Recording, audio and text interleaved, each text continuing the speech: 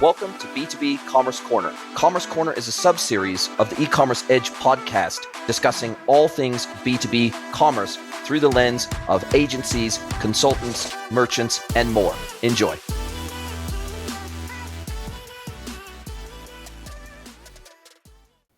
Hello, everybody, and welcome to another episode of the E-Commerce Edge podcast with me, Jason Greenwood, your host. It is my absolute pleasure to welcome another cracking guest for you today, Ms. Lori Highby. And she is, before I let her do her intro, I just want to say, first of all, I want to thank her and her team over at A Broadcast for Manufacturers. They run an amazing podcast. And I absolutely love that podcast. It's Lori, it's Chris Harrington, it's Aaron Courtney, and their podcast is all focused on B2B. It's all focused on manufacturers. I absolutely love it. About a month ago, I was a guest on the podcast. Apparently, my episode with them is going to release in about a month's time. But I wanted to get Lori on not because of a podcast trade or anything like that, but it was more along the lines of Lori has some really unique experience in the B2B world. She is also the CEO and founder of Keystone Click, a B2B marketing strategy agency. So welcome, Lori, to the podcast. Thanks, Jason, for having me on the show. It was super fun having you on our podcast, The Broadcast for Manufacturers, and great conversation. I encourage everyone to listen to that, but excited to chat today on the E-Commerce Edge. Yeah, look, it's super cool to have you along for the ride with me today. And before we get into this whole thing of how Keystone Click came about, because you've been doing that for almost 17 years, so it's not like you're new to this game, Yep. But how did you get into this world of B2B in the first place? And you are an adjunct professor, or were for 4 years at the University of Wisconsin, teaching B2B sales and marketing. You know, this whole Keystone Click thing, certainly not your first rodeo, certainly not your first exposure to the world of B2B and the nuances and the subtleties and the differences in the B2B world versus the traditional B2C and D2C world. But what attracted you? Because it's certainly male dominated, or historically the B2B world has been so male dominated. Less so in the last, say, 5 years in particular on the buying side. We're seeing some strong data come out of manufacturers and distributors and B2B buyers that shows that over 71% now are millennials or Gen Z. So we've got a younger buying demographic in the B2B world than ever before. There's more variety. We have all colors and sizes and genders. And we just have more, I guess it's less of an old boys club in the B2B world now than it ever has been. And I, for one, am here for it. And so I want to know how you got pulled into this beautiful space of B2B. Wow, yeah. How far back do I go? I do actually remember when I was going to school working on I believe it was my associates at the time. I was actually working at a web development company, and I remember chatting with one of the account executives, and I had to pick a couple electives. And one of the options was B2B marketing, and another one was just kind of more of a generic high-level advertising course. And I asked his opinion. He said you should go down the B2B route because that's going to be more impactful in the long run in your career. And I'm really glad I did that. And I'd say I'm located in Milwaukee, Wisconsin, which is heavy industrial manufacturing here. You know, my dad was a tool and die guy, so I was in those manufacturing shops, and I'm just fascinated with the story of how things are made. And personally, from a marketing perspective, I feel that most manufacturers do a terrible job of telling that story. And that's where I come in. I take how things are made and my skill set and expertise in marketing and marry those two together. And what's so interesting about this, Lori, is that most of the manufacturers and distributors that I work with, they don't have a marketing team. They don't have, they most of the time don't even have a single individual in the business that does marketing. They might have sales, they'll have rev ops, they'll have operations, they'll have IT, they'll have operators in the business for sure. Yep. But historically, back up what you're saying is that in the B2B world, now B2B SaaS is a whole different story. And of course, that's all marketing led. But when we're talking specifically about manufacturers and distributors, historically, marketing has got pretty short shrift, and it has gotten almost zero attention. But certainly in the last couple of years in particular, I've noticed a slow and rolling sea change to that. And I think, and I'd love your take on this, I think one of the catalysts for this is the need for digital chops, digital capability, digital customer acquisition. All these manufacturers, distributors that I'm working with, they're figuring out this whole digital thing maybe for the very first time when they talk to me. Maybe they've historically done all sales through field sales, knocking on doors, sales reps, BDRs, SDRs, AEs, customer service, and they haven't really ever had to think about how do we market ourselves in this new world of digital. And it feels like that is prompting more of these legacy, oftentimes family owned, oftentimes second, third generation businesses to go, if we can't digitally acquire customers in a digital first world, we're going to be in real trouble here. We have no skills in this. We better go out and find someone that can help us with this. And that's when they find someone like you to give them a hand. Yeah, absolutely. I remember having a conversation with an owner of a tool and die shop, and they family-owned business, 40 years running, and everyone in the greater Milwaukee area knows us. And he attended a conference in Iowa, which not neighboring state to Wisconsin. Nobody knew us. So there's a big issue here. How come nobody knows us? And obviously you're not letting the world know you exist. Just because you build it, they won't come. That's a movie. That's Hollywood thinking, right? You really need to think about making sure that your brand, your solution that you provide is well known to the audience that is seeking you. And that's where digital is extremely important. And the other thing that I'm seeing, two things that are also becoming more common, which would necessitate someone like you being able to help these businesses achieve a good outcome in terms of positioning, branding, messaging, marketing, getting the word out and spreading the good word of what you do as a business. First of all, I'm seeing more and more manufacturers and distributors than ever before ungating their e-commerce experience. And historically, all B2B experiences were gated. Basically, you couldn't see crap until you logged in. You couldn't see the catalog. You couldn't see pricing. You couldn't see inventory. You couldn't see anything. Basically, you had a homepage with some basic contact information, and that was it until you logged in. Even if you could log in, because many of these sites were not e-commerce enabled and you couldn't log in, there was no place to log in to. So they had a contact form that said, hey, you want to become a trade customer, fill out these details, and we'll have one of our sales reps get back to you. So that's the first thing, is that these businesses are finally starting to realize that their customers and potential customers, they are logging into Google or they're logging into ChatGPT and they're going manufacturer, widget X, supplier, widget X, wholesaler, widget X, distributor, widget X. They're starting their search online for a supplier. They're not necessarily going to 100%. Trade shows. They're not necessarily waiting. If I'm a millennial or I'm a Gen Z business buyer, I'm not waiting for some sales rep to come knock on my door and drop off a brochure at my doorstep like 10, 20, 30, 40 years ago. That's not the way relationships are originating today. And I think that, to me, feels like a great unlock for a lot of these businesses. They go, wow, we are in a position where we have to be able to acquire customers digitally, because that's where a significant cohort of our buyers now live, breathe, and do everything, right? It's online. 100%. It starts with, okay, I'm going to step back. Google did some research a couple of years ago on the B2B customer journey, which I think is fascinating that they publish this information. Very much still relevant. It's obviously evolved since then, but basically you have to understand that the majority of search research is done before they're even contacting you. It starts with, I have a problem.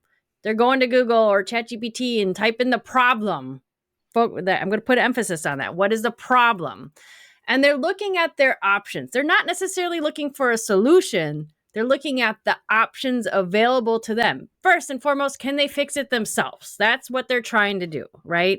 Do they need to hire a new employee, or do they need to buy a new piece of equipment or hire a contractor or something along these lines? Looking at these options, they're weighing those options. And that's why content that helps show the pros and cons of these options is very beneficial for you. They're watching videos. I promise you 100%. If anyone that's watching this, ironically, says they don't watch videos. Yeah, go figure. Everybody is watching videos, okay? So you should be able to be publishing videos. Small chunks of content can have big impacts. They're reading the reviews of other people's experiences. As consumers, we've been trained to read reviews before making a purchase on Amazon, going to a hotel, a new restaurant, watching a movie. So we've got this embedded in our brain that we need to read reviews to help make a decision. And this is happening on the B2B space. So you have to make sure that you have positive reviews, or you're at least acknowledging the negative ones publicly to show that you've got positive information, a good experience out there. And then they're asking their network for recommendations. Again, happening in the consumer space all over the place, but this definitely happens in the B2B space. And I've actually done some testing on this, published an ask on LinkedIn related to a B2B. And then I published that same exact ask on Facebook. And I had more responses on Facebook than I did on LinkedIn, which I thought was really fascinating, actually, because my audience is bigger on LinkedIn. At the end of the day, they're doing all of this research before they're filling out the contact form, saying, I'm interested in learning more about your product. So your goal is to make sure that you're showing up at every single one of those stages throughout the entire searching, researching process, so that you are top of the mind. You're one of the top 3 companies they're reaching out to when they're saying, we need to move forward and make some sort of decision on how to solve this problem. Yeah, and I get the sense, and I'd love your take on this. Why do you think that most manufacturers and distributors up until recently have been so reticent to make any kind of substantial and sustained investment in any kind of marketing effort? They're quite happy to pay the most shit-hot sales rep in their vertical, their industry, $200,000 a year base, plus commission, plus perks, plus a car, plus an expense budget to take customers out to the ball games and Friday drinks and lunches and everything else. That they have been loath to invest in anything that smacks of top of the funnel or an awareness campaign or anything that takes longer than 30 days to see an impact. They have been loath to do that. And even to the point where they have relied on being part of industry associations for all of their business, all of their traffic, B2B marketplaces. They've expected, hey, we list ourselves on the NAED website or the AEM website or the NAW website or whatever, and maybe we'll buy a placement in one of their association emails or something like that. And that's like where it ends. Maybe if they have a specific or a vertical specific trade show, they might pay for a booth, and that might be like their sum total of their marketing effort for the year might be an article in the NAW email list and a single trade show that they go to, and that might be it for them. And really, they are looking at that as an immediate conversion activity that drives inbound inquiries to a salesperson as opposed to a general awareness type of effort. And I wonder why they have been so reticent to involve true dyed-in-the-wool marketers like you in anything they do operationally. Yeah, I don't have an exact answer because I would love to understand that deeper. Some of my assumptions are that the mentality of this is the way we've always done it. Like you talked about, dropping donuts off at doors and shaking hands and whatever, networking groups. And they're not necessarily understanding that the buyer, as you talked about, has changed, and the buying experience and the buying process has changed. That mentality hasn't set in yet. And also, you touch on this a little bit, that immediate return on investment. You know, I've seen and talked to many manufacturers that without any reservation at all will spend $1 million on a new machine. But if I ask for a quarter of that for a whole annual marketing budget, it'll take months and months to contemplate and think about it. And probably because there isn't a tangible product at the end of the day, right? This is an intangible, and it takes time. It's not a magic switch that you can turn on and a bunch of leads start falling in your door. Brand awareness is about trust and showing that you understand and you are the expert in solving a very specific problem. Trust isn't magically built overnight. That takes time. And you have to differentiate yourself. And I think there's a lot of fear around taking a stance and differentiating yourself. A lot of manufacturers, if there's a very specific process that they execute, they're all saying the exact same thing. And they all compare their own messaging to their competitors. Our competitor says this, so we have to say this too. And that's the wrong approach to take. The better you're going to stand out is if you take a stance, you have a position, you do something unique, and you're not afraid to talk about it. That's what's going to make you stand out. And that's what's going to attract the right fit type of customers, because that message is going to resonate with them, and they're going to want to talk to you. And how often do you go into these businesses that you start working with for the first time and they don't do e-commerce at all? They don't have an online catalog. Maybe they're a distributor. Maybe they got 500,000 SKUs. Maybe they got 1 million SKUs. Maybe they got 5 million SKUs, because in wholesale distribution, very large catalogs are not odd. They're actually the norm. Yeah. And Yep. maybe they don't even realize what the long tail SEO benefit, for example, of getting online, even with a pure online catalog that isn't even transactional. Yep. Are they sometimes completely ignorant of how much representation they could have in the world digitally just because of the catalog and the depth and breadth of products that they carry? 100%.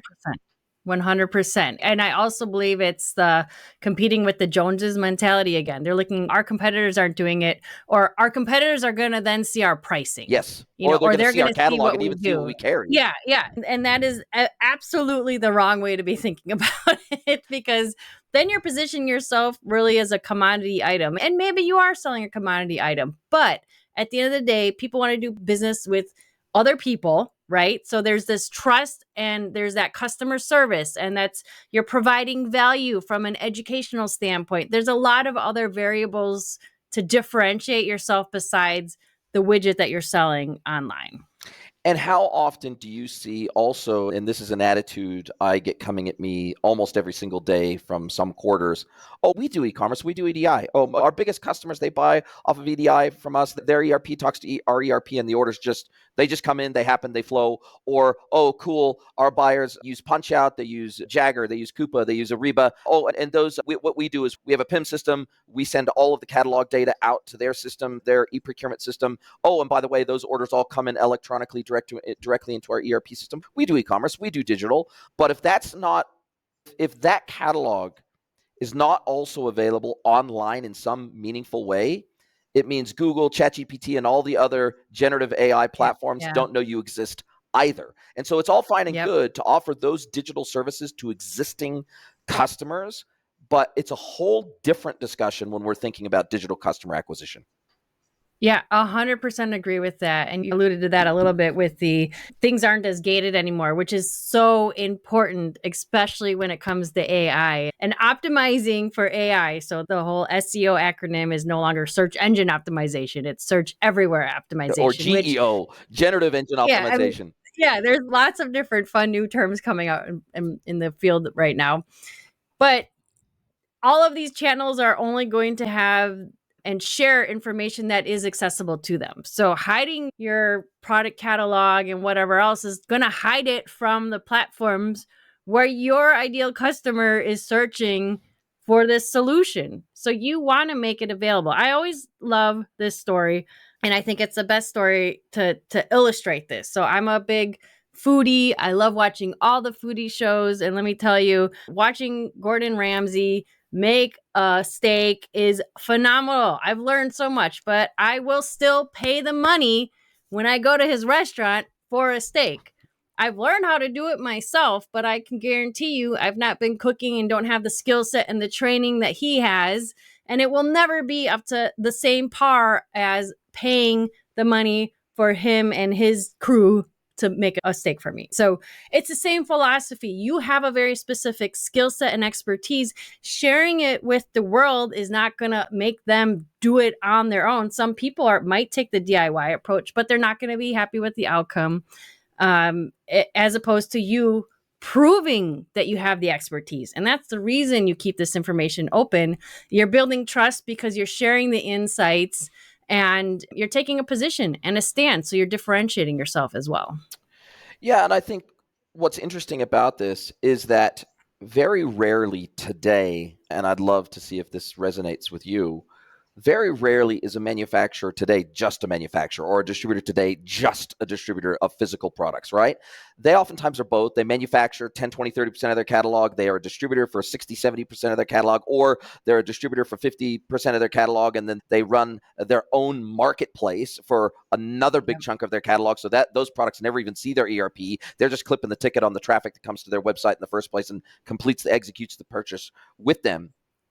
And all of these distributors, manufacturers, they have usually some form of value add way beyond that, whether it's project management services, design services, implementation services, warranty services, field services. They are offering, as you pointed out, it's no longer in the B2B world about just selling SKUs. It's now about selling solutions. And so they're selling bundles and kits and combinations and 100%. full-blown solutions into market, which means ultimately that even if they're selling literally the same SKUs as a competitor, they're not necessarily selling the same total solution as a competitor. Correct. And so that solution orientated or that consultative mindset becomes a massive differentiating factor for these businesses that have built up this tribal knowledge, this institutional knowledge over 20, 30, 50, 100 years. This is what sets them apart. It's not the freaking SKUs that they carry.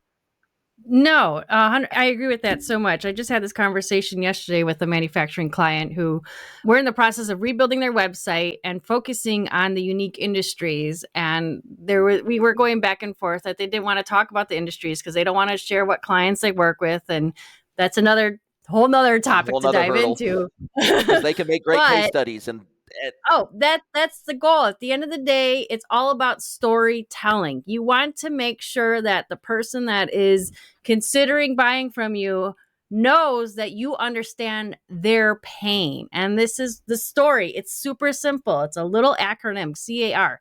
Challenge, action, result. And that's what you're talking about. It's a unique story that's being communicated. What was the challenge that this industry is facing? What is the unique action that you brought to the table? This is what you're talking about, the packaging, the solutions. And then what was the result that company got because of the fact that they worked with you and engaged with you? Super simple process, often overthought about. And all manufacturers have millions of amazing stories, as I talked about right away, right? They just do a terrible job of telling these stories. And I think some of these businesses also forget that the stuff that they see as boring and mundane and day-to-day, that shit sometimes is super interesting to the external audience. If I get a factory tour, or if I get a manufacturing tour, or if I get a warehouse tour of these pallets and these boxes and everything being moved around and the pick, pack, dispatch process and how this warehouse operates and how we support will call pickups at this desk, and you're going to meet Bob or Jane when you come in, and the behind the scenes movement, the BTS, which is super popular on TikTok. It's super popular on Instagram. Yeah. Like this stuff that they take for granted as being super boring engineering services and field services, and some of these things that they look at as just being, oh my God, this is going to put people to sleep. It's super interesting to people that are in the industry, and they want to see how the sausage is made, right? They love to see behind the scenes at this stuff. Yep. Yeah. The behind the scenes or how it's made. There was a whole TV series called How It's Made, right? And it's fascinating, and it's proving that you have a process that you follow that ultimately helps solve the problem at the end of the day. That type of content is gold. It really is gold. And that reminded me of a story, a company that I was working with when we're doing their ads and helping them to get found online by their ideal customer. And the big pain or the challenge that I could not overcome working with them is he could never see his ads online. And this goes back to an earlier conversation we had about what is the hurdle? Why do manufacturers not want to do this? But at the end of the day, they were so used to putting the ad in a print industry publication or seeing their booth at a show that they didn't understand that the digital ads, he was not his own target audience. That is why he was not able to see his ads online. And if we needed to appease him, and which didn't make any sense, we could manipulate the ad distribution so he saw them, but why waste the dollars on that? So I think it's a lack of understanding of how digital is so fascinating that you can be super efficient and targeted on where you get your message, who's seeing your message. But it's that understanding that, yeah, there's this it's a massive world.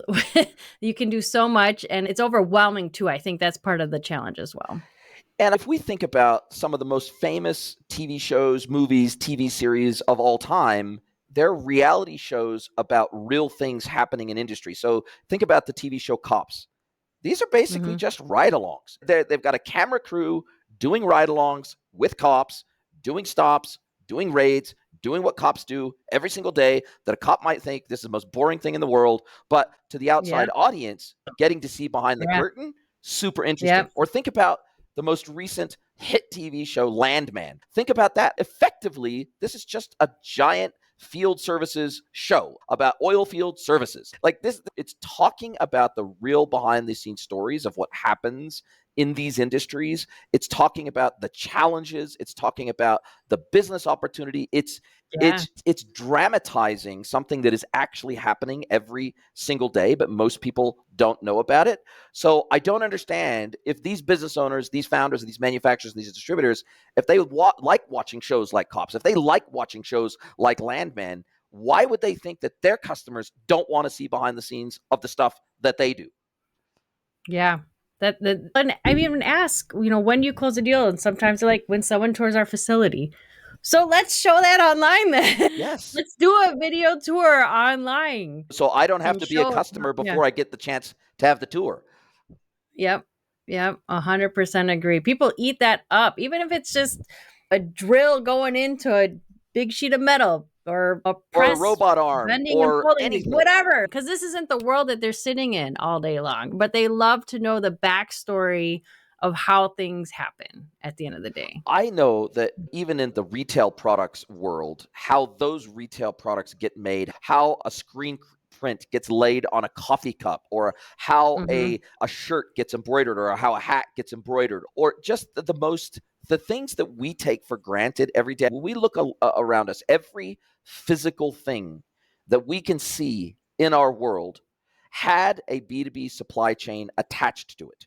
All the way 100%. From the mining of the rock that came out of the ground for the tile that I'm sitting on right now, to this chair that I'm sitting in, to this backdrop behind me. Literally everything within my field of view has a B2B supply chain associated with it. And it's more interesting to understand how that foam sound barrier on my wall was made than how Amazon got it to me. I would be more interested in finding 100%. out how this product came into existence right from the point where it was designed, the raw materials were brought together, manufacturing was done, how it got shipped. That's way more interesting. Maybe it went through the Panama Canal or whatever it is. Like the way that those goods went from an idea to a physical thing is way more interesting to most people, I think, than how Amazon got it to me in under 24 hours.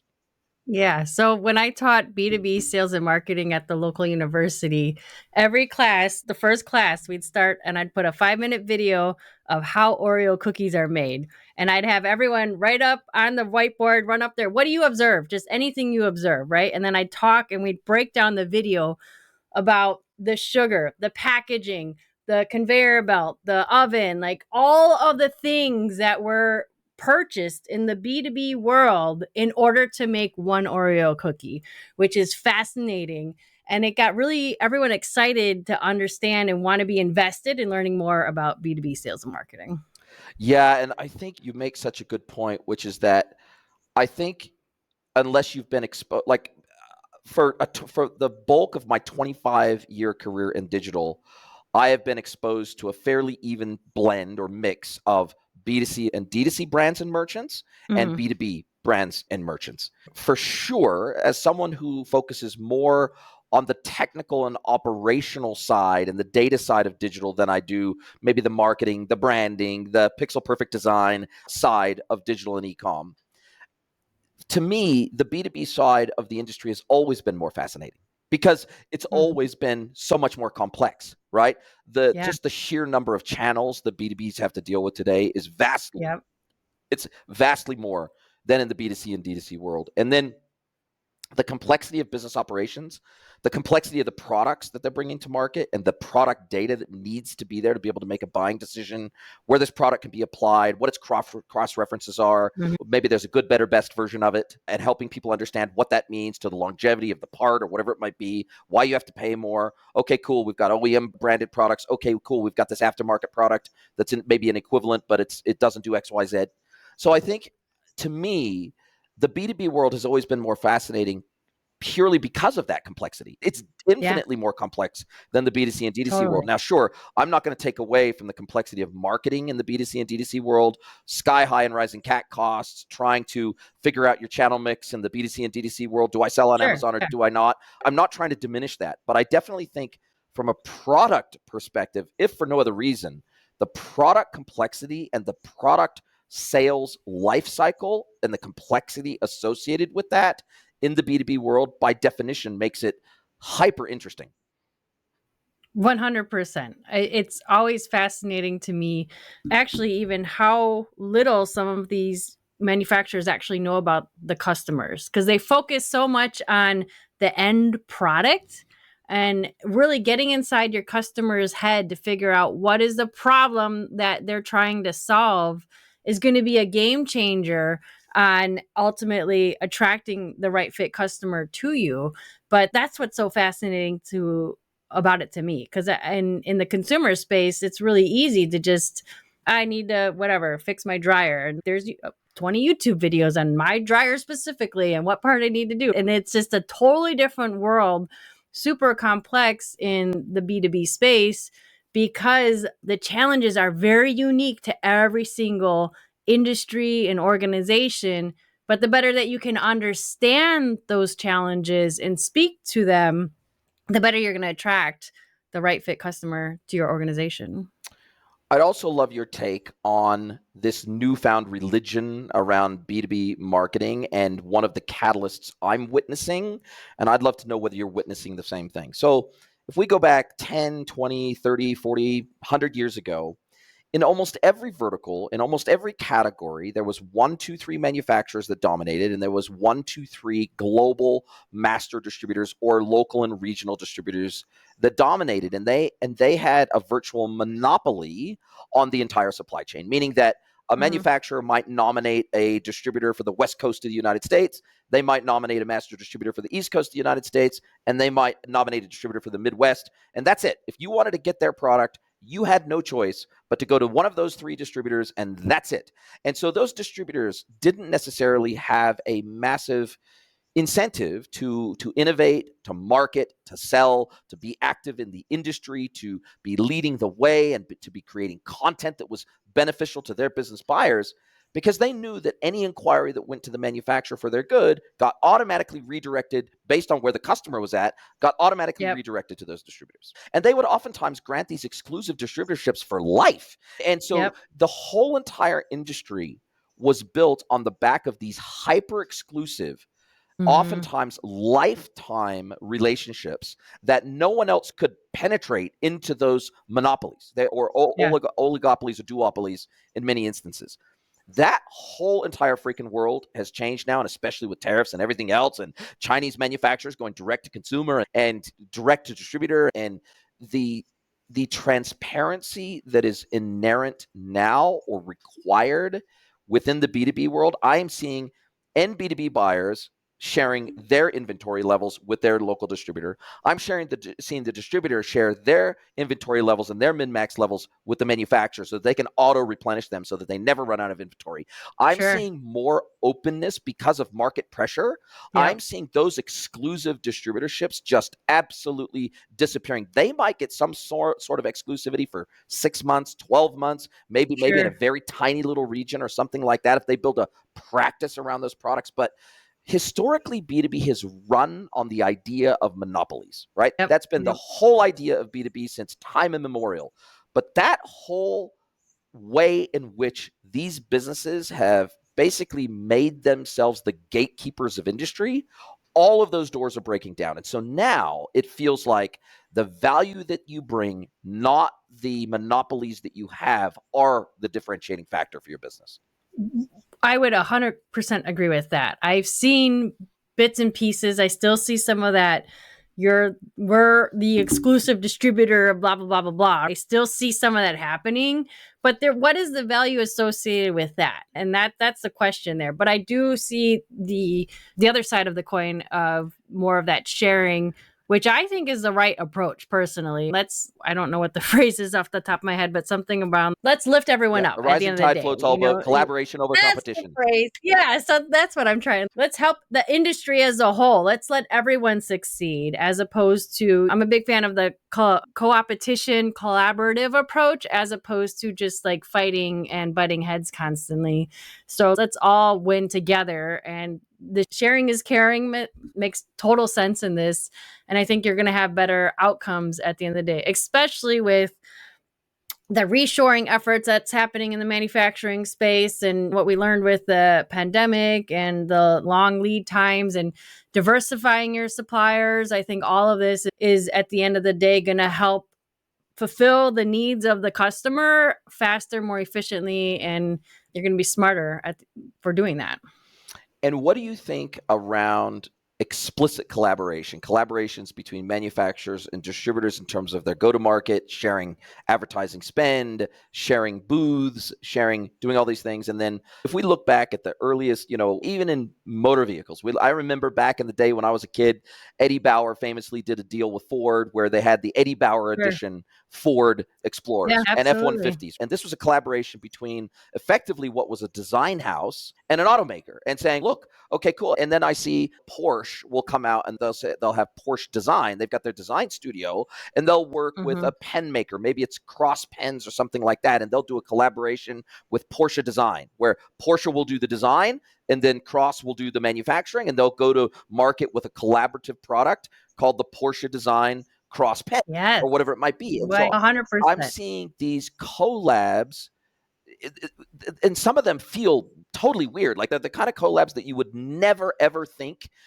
like maybe a sports star collaborating with Nike to design a signature shoe. You would think that's a normal thing. But I'm seeing collabs between manufacturers, distributors, manufacturers, users of the product, manufacturers, third parties, where there's these strange, totally unexpected collaborations coming together, but it just seems to work.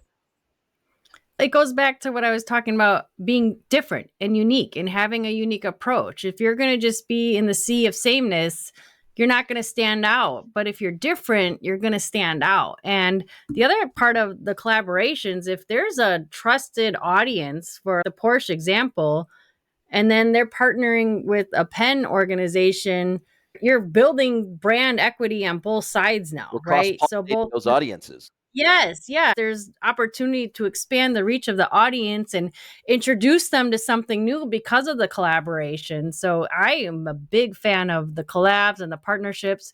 That's why influencer marketing has become so effective, and it's actually moving into the B2B space. It's not your TikToker that's selling makeup or whatever, but it's someone has a unique voice and they've built an audience that trusts them on a very specific topic. So you can have micro influencers that talk about fabricating metal, and you get them to advocate for your brand, and that trusted audience is going to, at the very least, take a look at what it is that you're doing. And I think that's so true, because sometimes even the industrial supply side of something that ultimately ends up in either retail hands or in business hands for consumption within the business, I think being transparent around those collaborations. Oh, here's why our product that we make is so special. Here's the quality of the wood we use in this business desk that we make, or here's the quality of the steel, or the quality of the paint, or the quality of the automated welding that we do, or whatever it is. I think there is always some element of uniqueness there that most of these businesses don't think of as unique. Like they just go, isn't that how everyone does it? Isn't that the way the whole industry does it? And when you dig under the covers, you realize, no, that's actually really unique to you. And I see it even in the platform vendors, the e-commerce platform vendors that I talk to that become my clients. Sometimes they go, they don't know that not every platform does it the way that they do it. And so something they think is totally mundane, totally normal, totally standard, industry standard. They don't realize that's actually a differentiation for them. And it's only when I raise that with them, because I've been exposed to so many different platforms and technologies, it's only that when I call that out and I go, no, that's pretty special. The way that you do that is really special. It's not anywhere in your marketing collateral. You don't have any videos of this capability in action. You're not out there in the market talking about this. And unless a customer comes to you and actually gets a full-blown demo of your product, they would have no idea that you do this. That has to change. And I feel the same about manufacturers and distributors. They sometimes do things in a really novel way, maybe by choice or sometimes by circumstance, and they think everybody in the industry does it that way, but it's not the case. Yeah. No, 100%. Or they're afraid to just share the secret sauce, right? Which is probably more the case. Yeah. And that goes back to my Gordon Ramsay analogy there. But yeah, no, I 100% agree with all of that you're saying. And I think you're dead on with it. And when you first go in and you're talking to these manufacturers and distributors, I'm guessing it's mostly manufacturers actually. I'm guessing there's some form of discovery that you take them on, like most of us in the industry. You want to know, okay, where actually are we? And then where do we want to get to? And then can I help them build out a roadmap to getting there? Whether that means just me, whether that means maybe some additional resources internally to be allocated, or maybe some hiring that needs to happen, or maybe some baseline data or content creation that needs to happen. What is the typical first 1, 2, 3 steps when you get inside these businesses that allows you to even start to put together a vision of where you could help take them? Yeah. And what you're talking about is exactly what we do. We build a roadmap. We very much believe that in order to properly market to your customer, you need to understand them. So we start with research first. And we look at 3 specific areas. We're looking at your brand. How is it currently positioned and perceived in the digital space? So there's a lot of things in that: website, social media, paid ads, reviews. How are other people talking about you and the industry? We'll look at your competition, not to look at it from the competing with the Joneses type of mentality, but more so, what are they saying? Where are they positioned? How are people engaging with them? And then we look at your customer, and we actually do customer interviews because we want to understand what was the problem that this company helped you solve. Again, going back to the problem and looking at where are they hanging out online. We reference influencers a little bit. Are they listening to podcasts? Are they hanging out in certain forums in the digital space? The better that we can understand the customer, the pain they have, how they're searching for that pain, and what your competition is not doing, that's where we kind of pinpoint that sweet spot or that unique position that we have to set you up in. We build a strategic plan that's based on very clearly defined goals, because if we don't have a target we're shooting for, we're just throwing darts in the dark at the end of the day, right? And then we build that roadmap. This is where we are today. This is where we want to be. These are all the steps we have to take to get your message in the right spot at the right time to attract that right fit client for you.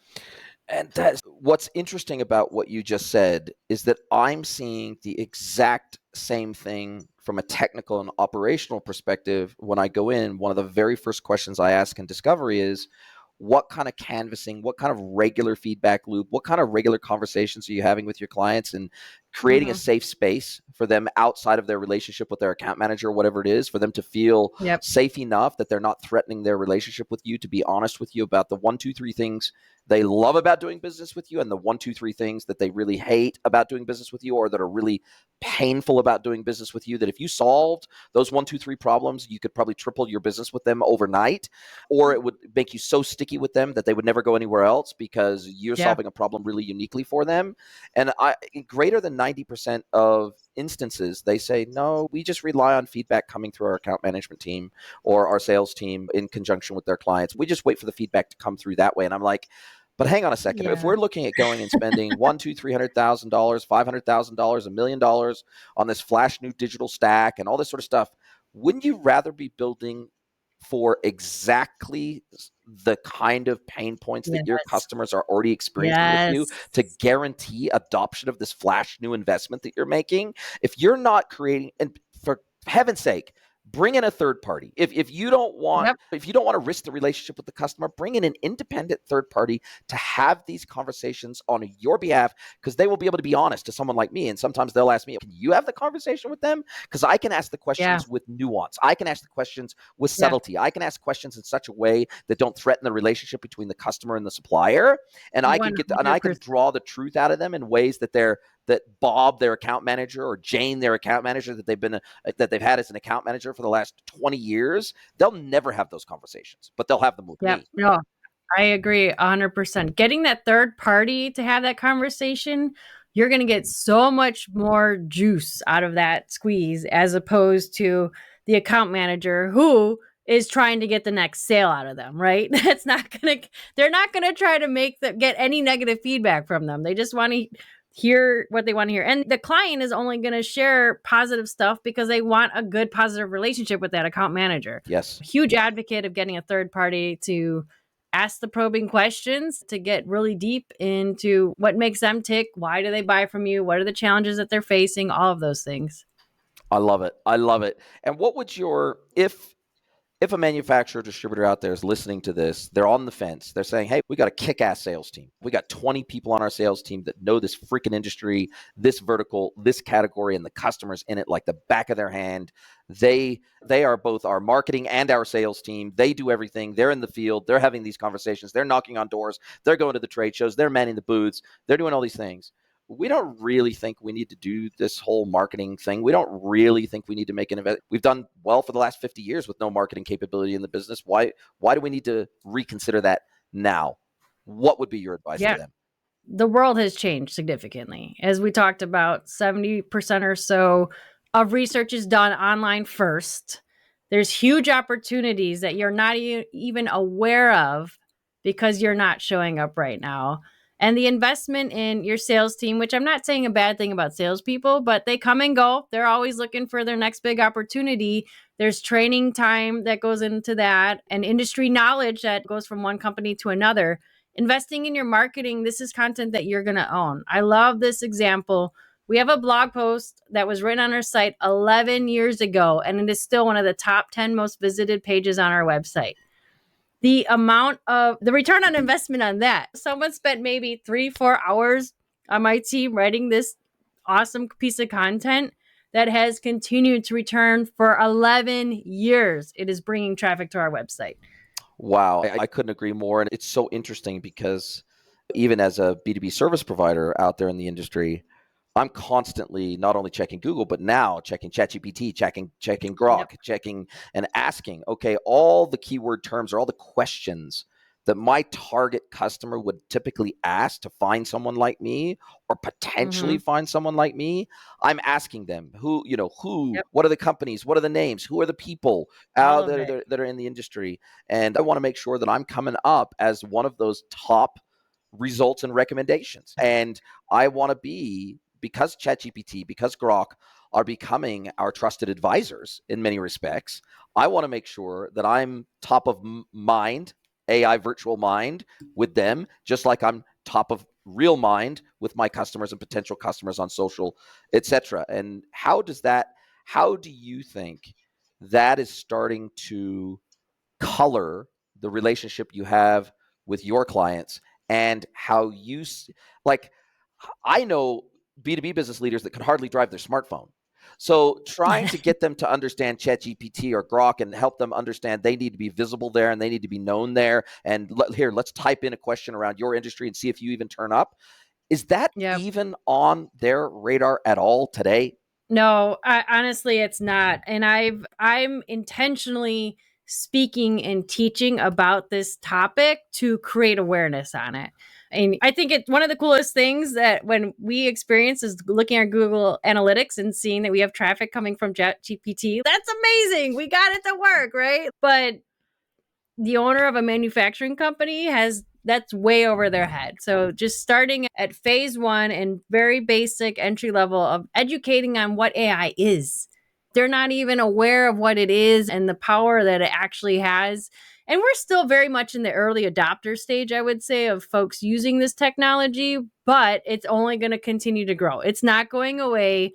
And that's something that I continue to preach, that this isn't a fad. Unless all technology and electricity and energy is dead, AI is here to stay. And I liken it to the early days, and I've mentioned this before on the podcast, and I'd love your take on this.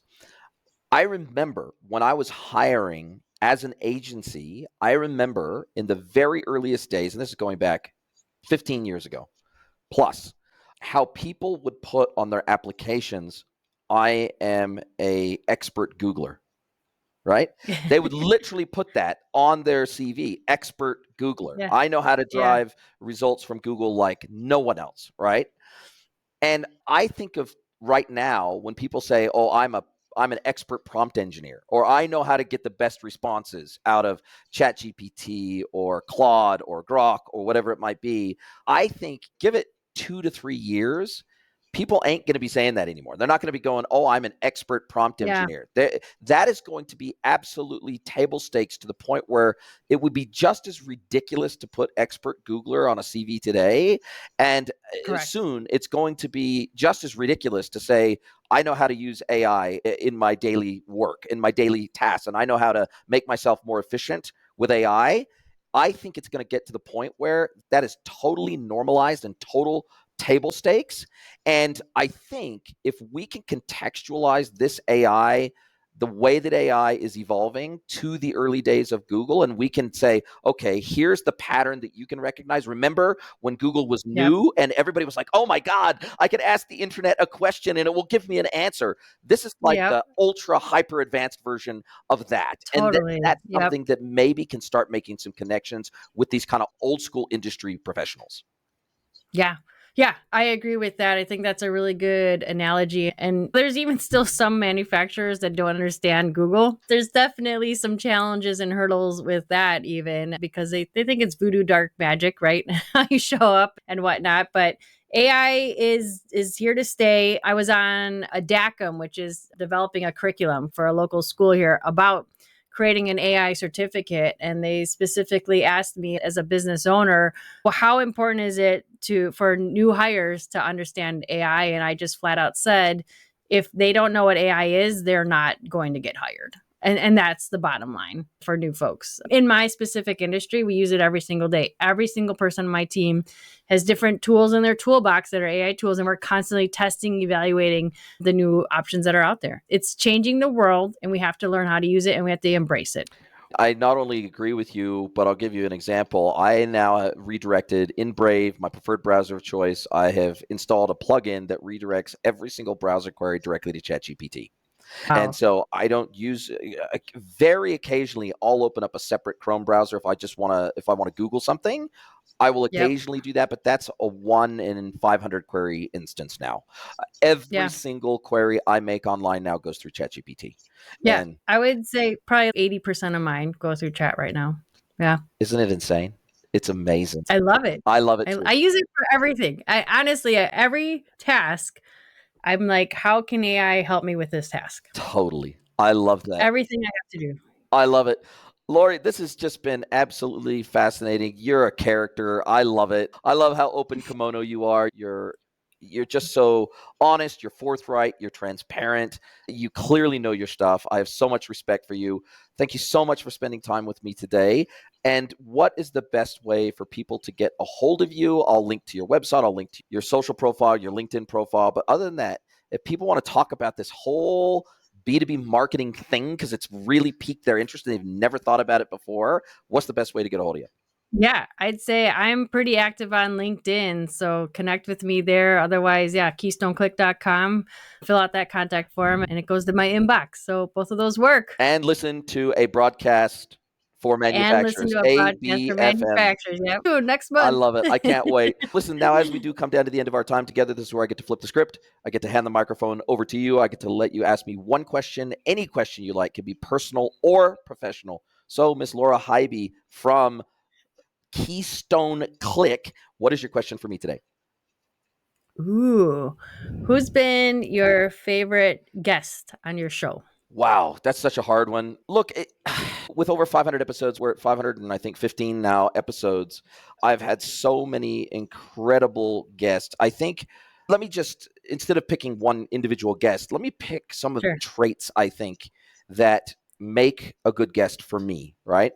So someone that is really open, and I don't feel like it's pulling hen's teeth to get information out of them. If they give 1-word, 2-word responses, it's hard work for me as a host, to be perfectly honest. If I can ask them one question and then they can go off for 1, 2, 3 minutes, just share their story, that makes it super easy for me. And I remember, I won't name them, but I remember I had a platform vendor on that was talking about, it was a marketing it was a marketing attribution platform is what it was.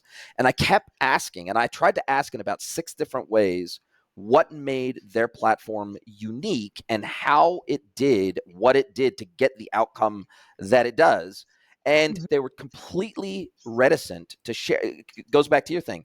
They didn't want to share what they perceived to be their secret sauce. And I'm like, hang on a second. You're one of the most premium, most expensive platforms in the world at what you do. And you can't tell me in a nutshell what makes you special and the way that your platform uniquely does what it does, that you're like, that's commercially sensitive information. Why did you come on the podcast then? What's the point of coming on if it feels like pulling hen's teeth for you to share the unique selling point of your platform?